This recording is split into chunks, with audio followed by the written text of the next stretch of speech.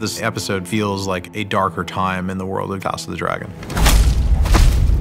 The Targaryens burn their dead with dragons when their time passes, so the Valerians commit their dead to the sea.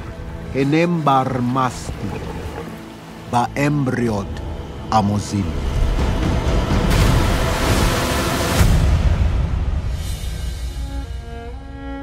This was one of the first scenes that we filmed.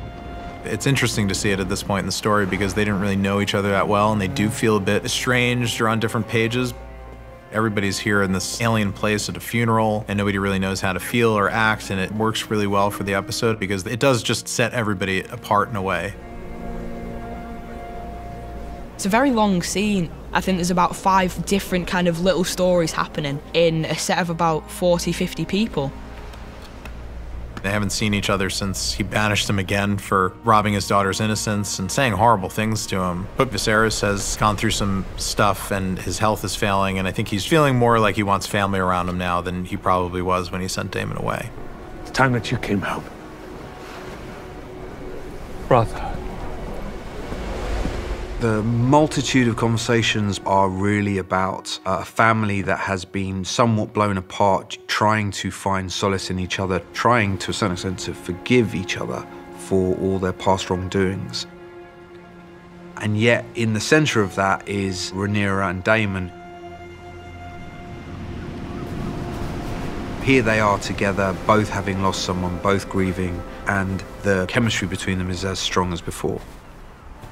There's a kind of massive, unprocessed, unresolved boulder in the room. Abandonment is something that just seems to happen on repeat to her. It happens with her mum, it happens with her dad, it happens with Alicent, it happens with Daemon. And looking that wound in the eye, I think, is what happens in this scene. Rhaenyra and Daemon are made of the same stuff. It's why they're a terrible match. Added to which, when Rhaenyra is made heir, she essentially takes everything from Daemon. And yet her attraction goads her to go to the heart of that envy.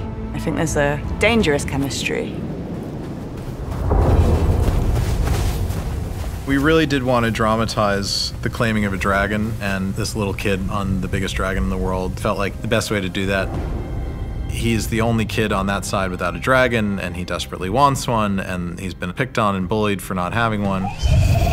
So I think he finds himself at this funeral feeling alone and detached and sees an opportunity and then goes and seizes it.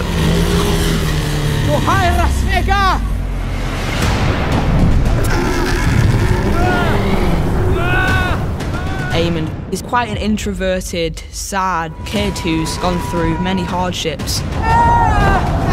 Obviously, when he gets that dragon, his mood changes and he feels like he can do anything he wants. And that's where that villain comes into play. It's him. It's me. Vhagar is my mother's dragon. Vhagar has a new rider now. There's a lot of tension between those two sides of the family, and this is one of the ways that it boils over. That's their mother's dragon. They grew up their whole life around that dragon, and to see somebody from the other side claim it at her funeral, I think it's a real slight. It's not something normal. It's 5 kids absolutely battering each other. It's mental.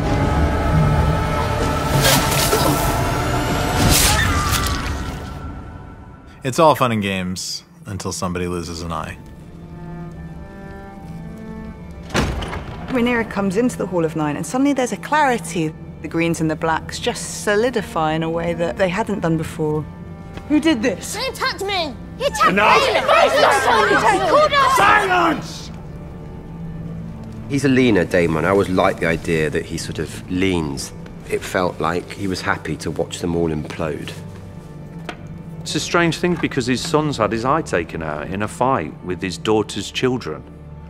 Again, family stuff, you know. Viserys has a soft spot and an affection for Rhaenyra. And even that affects his marriage, that he doesn't stand up for his own children. For Alicent, it's finally boiling over all these years of playing that proper, I will not express myself emotionally in any way, shape or form, and she loses her shit. And it's a joy to watch. Alicent wants an eye for an eye. Your Grace. Alicent, stay with the king! Hold your ground! I don't think Rhaenyra is scared of violent pain, and so she's in a position to kind of goad Alicent towards the outcome she's seeking. Now they see you as you are.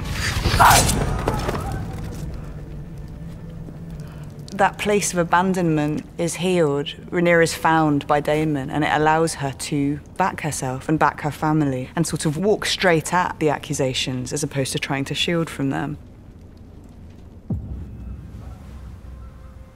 There is a shift that happens with the death of his sister. When someone you love dies, you start to think about your own life and what you want the rest of it to be. And I think he does have this moment of clarity where he goes, I'm gonna be the person that I thought I was going to be. What Laena really wanted was to be set free. And freedom to him is freedom from the bonds of his nobility. So if he was thought to be dead, that would mean he could go live a free life however he wanted.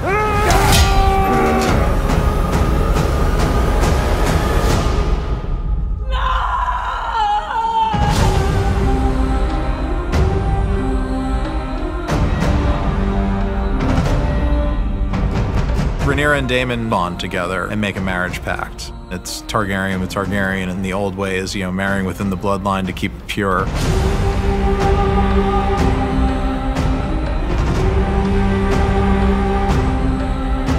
This consummating of their relationship brings with it all the obstacles. Suddenly, with Daemon by her side, Rhaenyra becomes more formidable. It tells us that Rhaenyra is not going away.